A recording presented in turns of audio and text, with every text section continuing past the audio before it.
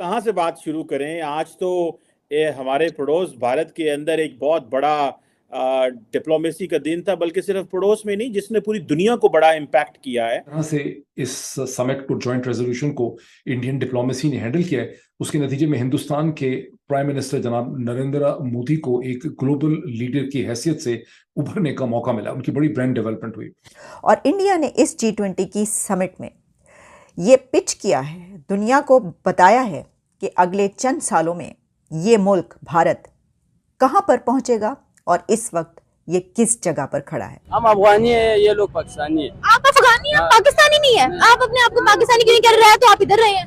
लेकिन ये तो रह रहे ना, उधर का जगह वाला है। आप दिल नहीं मानता है। दिल नहीं मानता पाकिस्तान के साथ, तो फिर क्यों रह रहे हो? खाते यहाँ से हो, पैसा तुम्हें यहाँ से मिलता है, कमाते तुम यहाँ से, कह रहे हो कि तुम पाकिस्तानी हो ही नहीं। दिल नहीं मानता है ना, क्या दिल नहीं मानता तो फिर जाओ वापस। जो अमेरिकन मीडिया है वो सबसे ज्यादा आज जो यहाँ पे खबर चल रही है कि America has already given their go ahead for the seat for India in a permanent seat in a security council.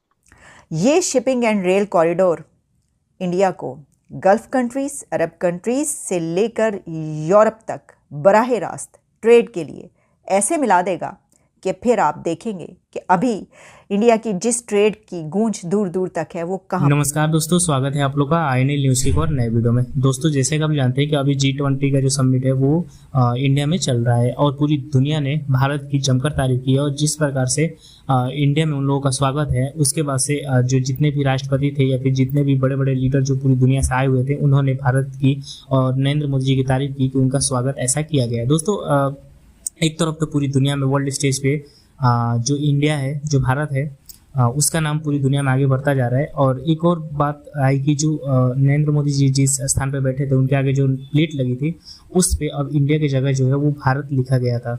तो इससे कहीं ना कहीं साफ पता चलता है कि आने वाले दिनों में अब इंडिया को हटाकर वहाँ पे भारत जो है वो लिखा जाएगा।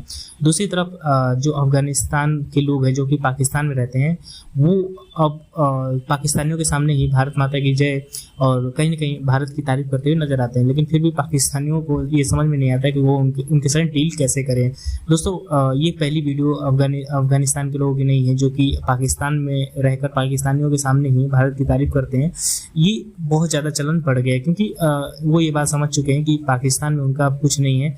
अब अगर कुछ हो सकता है तो सिर्फ और सिर्फ भारत में हो सकता है और इसीलिए वो भी भारत की तारीफ करते हुए नजर आते हैं। तो चलिए वीडियो में चलते हुए देखते हैं कि जो अफगानी भाई है वो कैसे भारत की तारीफ कर रहे हैं और दूसरी तरफ G20 के ऊपर पाकिस्तानी मीडिया का क्या रिएक्शन है। ये लोग पाकिस्तानी है। आप अफगानी हैं, पाकिस्तानी नहीं है। आप अपने आप को पाकिस्तानी क्यों नहीं कर रहे हैं? तो आप इधर रहे हैं। लेकिन ये तो रह रहे ना, उधर का जगह वाला है। आप दिल नहीं मानता है। दिल नहीं मानता पाकिस्तान के साथ, तो फिर क्यों रह रहे हो? तो इधर कमाता हो ना, इधर कमाता हूँ, खाते यहाँ से हो, पैसा तुम्हें यहाँ से मिलता है, कमाते तुम यहाँ से, कह रहे हो कि तुम पाकिस्तानी हो ही नहीं। दिल नहीं मानता है ना, क्या दिल नहीं मानता तो फिर जाओ वापस। ना मेरा से होता है, अफगानिस्तान वाला है। अफगानिस्तान वाला है ना, दिल नहीं मानता तो फिर वापस क्यों नहीं जा रहे? जाएगा ना, पैसा कमा के जाएगा। मैं रमजान में जाएगा। अच्छा, पाकिस्तान से पैसा कमा के फिर वहाँ जाएगा। लेकिन उधर से बात सुनो, उधर हमारे अफगानिस्तान में जो सही चीज जो है काम नहीं है, ज्यादा क्या है? काम नहीं है, तालिबान की वजह से। हाँ, अभी तो सिस्टम थोड़ा सही नहीं है, ऐसा सही हो जा रहा है। तो तुम्हें शेल्टर तो पाकिस्तान ने दिया हुआ है ना इस वक्त।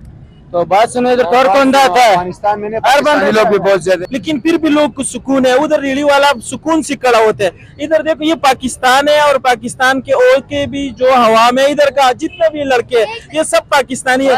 और इधर अपना वहाँ हमारे अफगानिस्तान का जो है, अफगानिस्तान का 1000 रुपये, 1000 अफगानी नहीं है, 1000 अफगानी, यहाँ का 4500 रुपये बनता है। अच्छा, कह रहे हैं 1000 रुपया अफगानी, 4500 रुपया पाकिस्तानी है। जिससे भी पूछना है पूछ ले। पाकिस्तान की इतनी करेंसी मजबूत है ना, तो फिर इधर क्या कर रहे हो? तो इधर काम कर रहे हैं ना, बड़ा स्ट्रॉन्ग मुल्क है तो वहाँ पे फिर काम करो। इधर जो काम करता हूँ ना, ये काम हमको आता है, ये लाहौर में चलता है ये काम। अच्छा, ये ठीक नहीं है। भारत जाओगे ना, भारत में क्या अच्छा लगता है, क्या है? मैं तो अगर मेरे इजाजत में हो ना तो मैं सारा जिंदगी अफगानिस्तान में गुजरूंगा।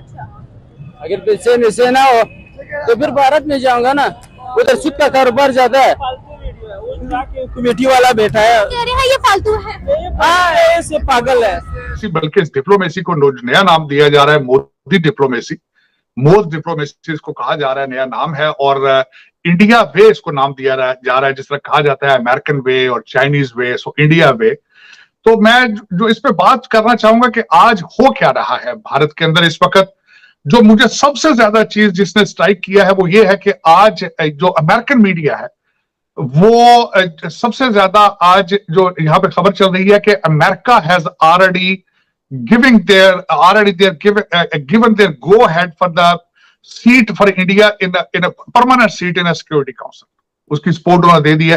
अब पता नहीं how the China and Russia is going to behave.